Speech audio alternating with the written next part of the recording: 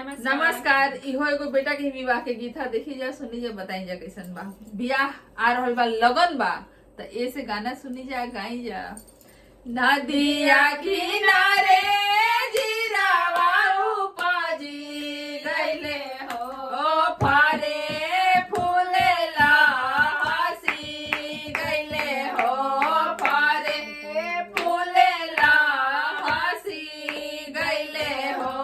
घोड़ावा चढ़ला आइले कवना दुल्हा हो, सबा जीरावा शुरू की लेले हो, सबा जीरावा शुरू की लेले हो, जीरावा शुरू की दूल्हा पगड़िया बनले हो, चाली भइले सासुर के देसे हो, चाली भइले सासुर के देसे हो।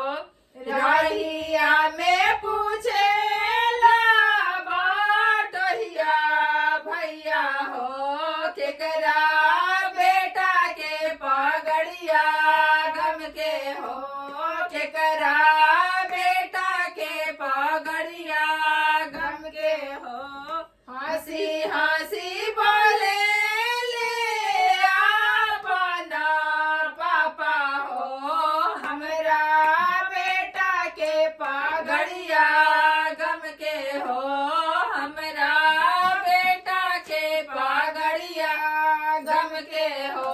नदिया किनारे जीरावा लहरी गइले हो, फारे फूलेला हंसी गइले हो, फारे फूलेला हंसी। डोलिया चढ़ला आइले कवना सुहवा हो, सबा जीरावा शुरू की लेली हो, सबा जीरावा शुरू की लिहली हो। जीरावा शुरू की सुहावा खोइछवा भरली हो, चाली देहाली सासुर के देसे हो, चाली देहाली सासुर के देसे हो।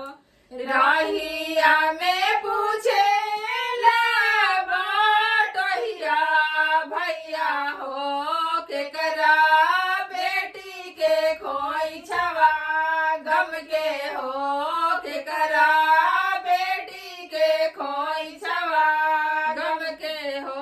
रोई रोई बोले ले अपना पापा हो, हमरा बेटी के खोइछवा गम के हो, हमरा बेटी के खोइछवा गम के हो।